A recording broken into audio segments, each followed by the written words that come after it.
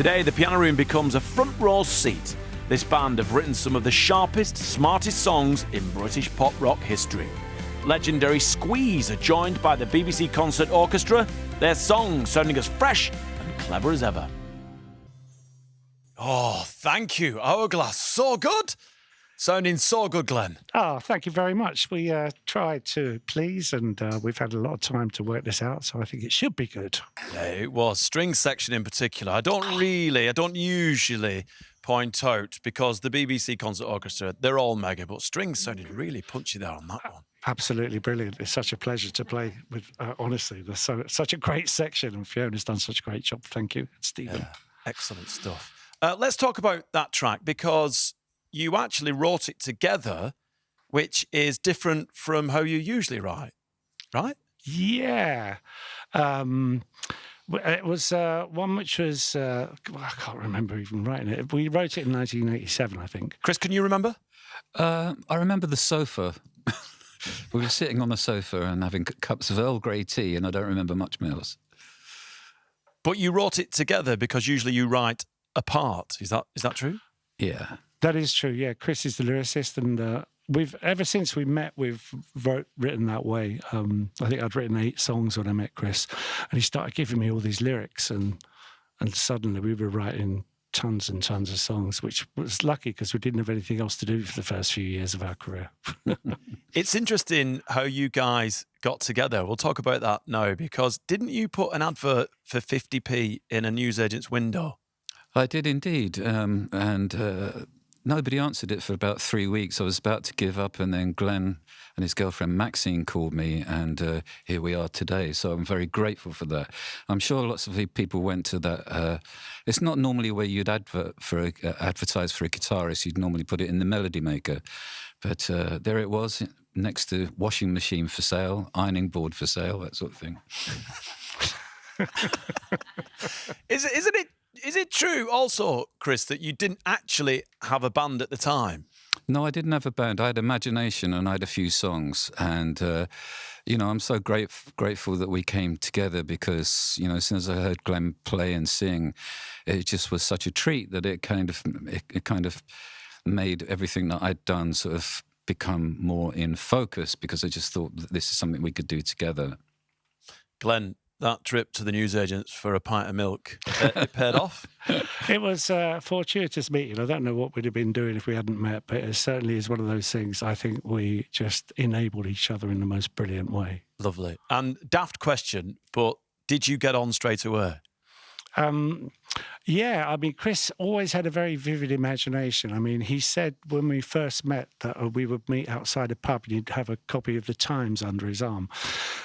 But when he turned out, he had a multicoloured Lurex jacket on. Like, why didn't you just say that? Much easier to spot. Like a spy. Like a spy. Yeah. A Lurex spy. Speaking of vivid imaginations, that video for Hourglass is quite special. I mean, visually, it's really impactful. But Adrian Edmondson, he directed it, right? Yeah. How did that come about? Well, he and Jules were quite close friends then, and it just seemed like the perfect match. Working with him, the imagination of that is just genius. It's really good. We've watched it several times this morning, myself and our production team, and it still stands up today. It does, doesn't it? Yeah, it's mega. It really is good. Although I can't wear any of those clothes anymore, but we'd like to probably try. Thankful. Yeah. I'm going to play you a clip from 1982, and many critics at the time had the highest praise for you guys, and it doesn't get much higher than this. The Lennon and McCartney of the 80s is how the Americans look upon your work. I mean, how do you feel about that comparison? I think it's very... excuse me, I'm getting... What are you doing with your hair? You're not pulling it out? Just had my hair done, the perm's coming out. I think it's very flattering to be put in the same category as Lennon and McCartney, although I can't really see a very strong resemblance between our songs and theirs. Oh, how embarrassing was that? Well, I don't know where to go first, whether we talk about the perm that fell out, or whether the comparison to Lennon and McCartney, which is it's a big, I mean, it's the ultimate compliment, really, isn't it? It really is. I've never had enough hair for a perm, but I would love to have seen it. I'm just gutted for you that it dropped out. Yeah, me too. Yeah. We're going to move beautifully onto the new album because it's made up of a collection of songs. The first songs, kind of, that you ever wrote. Is that right? Yeah, Trixie. we met in 1973, and in 1974, Chris started giving me lyrics that were marked Trixie's, and he'd already written a couple of songs by himself for this thing that was about an imaginary nightclub set in the future, which was the 1980s at that point. And it sparked something really great in us. And I think it's a place that as writers, we actually never return to. So there's some stuff that I hear now from the record that I sort of can't quite picture how we did it, but we did. I know we did. Let me just ask you, this collection of songs, had you already recorded something, or was it notebooks?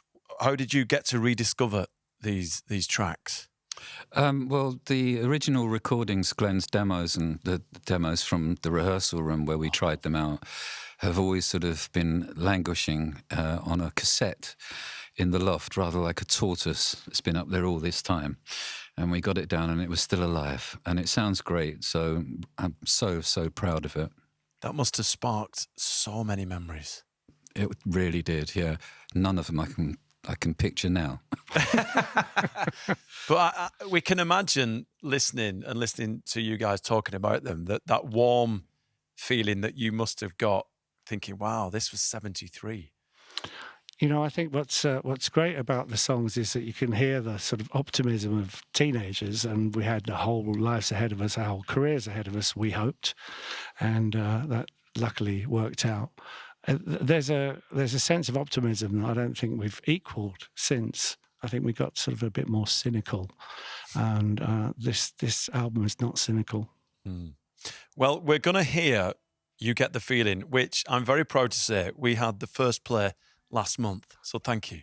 Thank you. Thanks for playing it. So good.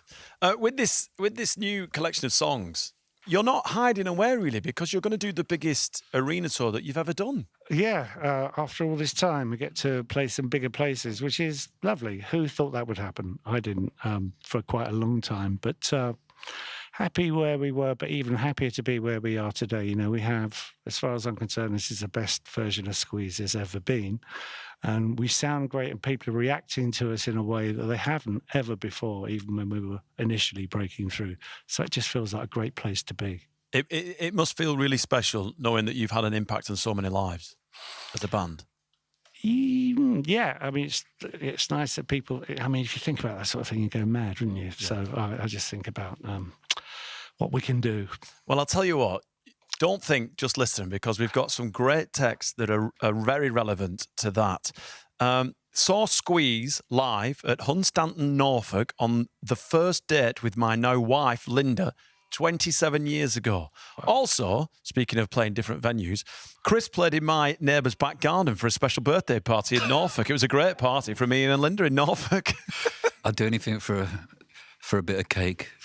Hey, we all love a buffet. It was a finger buffet, if I remember rightly. Glenn's voice hasn't changed since the very first time I saw them in 1983 at Warwick University. So good, from Simone in St Ives in Cornwall. Thank you, Simone. Great to hear Squeeze on Radio 2. Such good songwriting. My brother is an English teacher and uses Up the Junction to teach the children poetry. That's from Paul Key. Amazing. Thank you, Paul. What a gift that is. Thank you. Yeah, lovely. Hi, Vern. Brilliant to hear Squeeze in the piano room. I've been going to see them since 1978 on most tours. It cost me a fortune in fresh toothbrushes. I throw one on stage every time they play Tempted. That's from John in Burscough, North Lincolnshire. That's amazing. Yeah, severe halitosis we all suffer from, I think he's trying to tell us something. You ever been hit by one of his rogue toothbrushes? Many times. See this dent here? Yeah. I'll give you his details. You can get the lawyers involved.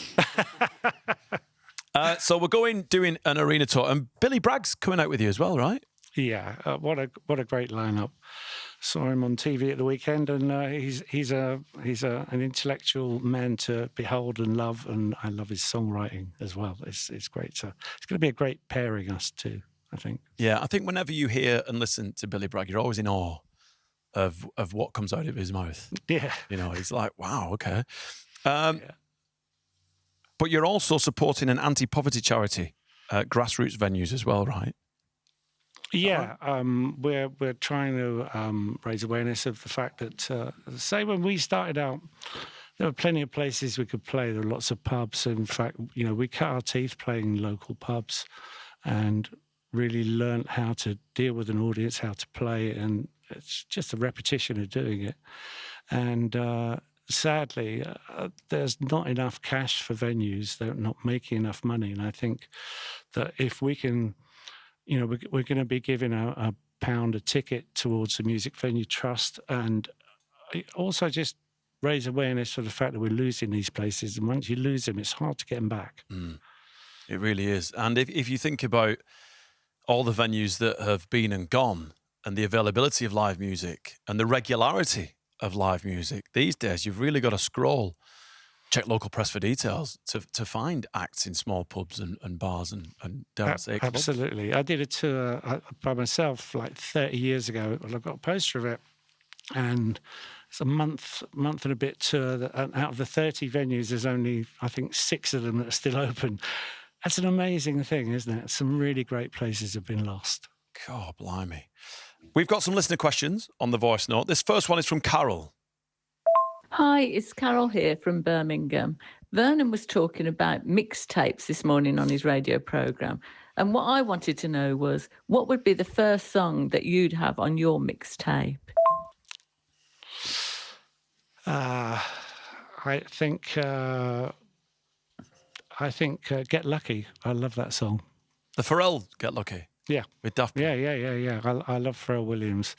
And I loved him since I first heard him in the Neptunes, and it was just like, oh my God, he's such a talent. Yeah. He takes influence from everywhere. Yeah. Yeah, so good. Nice. This one is from Gemma. Me and my brother Tim have been fans for many, many years. Can't wait to see you again this year. Just wondered about your lyrics for Up the Junction, which is one of the best song lyrics you could ever hear. Wondered who it was based upon. Well, it wasn't based upon anybody. It was just the stroked from the imagination, really.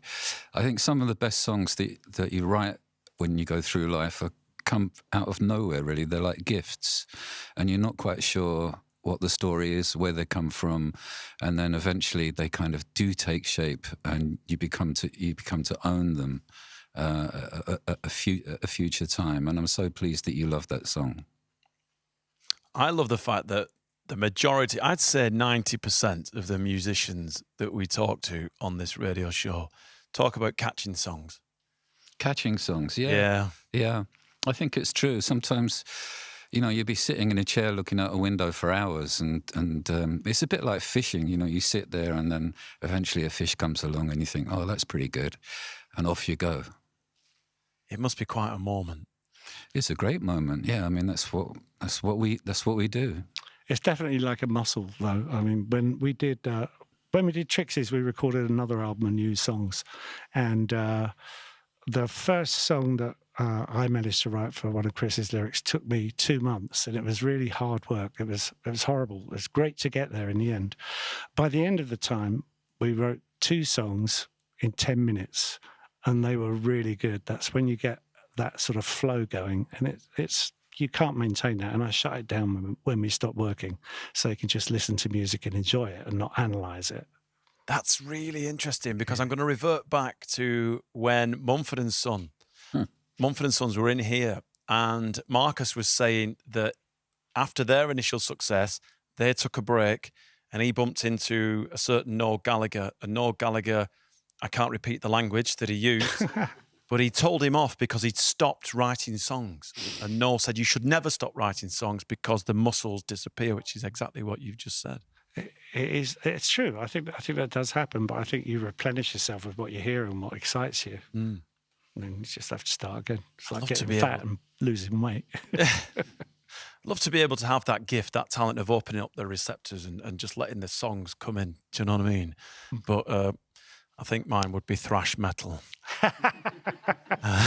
if I'm honest.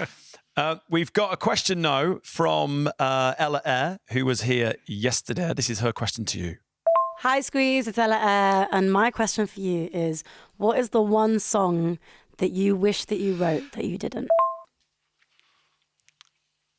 I'm a big fan of the old standards, and I think a song called "The Way You Look Tonight" is just so beautifully expressed. It's really minimal, it's not over the top, and it has a fantastic tune. Yeah, Chris? Twist and Shout. Oh. Yeah, I could never have written anything like that, but imagine if I had written that. It would have been incredible, wouldn't it?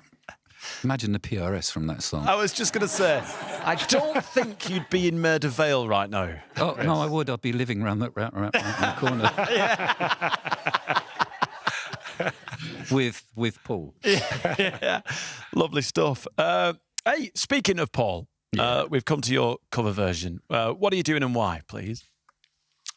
We're doing Junior's Farm, which was perhaps not one of the best-known Wings singles, but we covered it when it came out. We had, in 1974, we had 2 gigs, and at one of them, we learnt Junior's Farm and played it. And so it sort of ties in nicely with Trixie's, and it ties in with what was influencing us at that time. I love this song.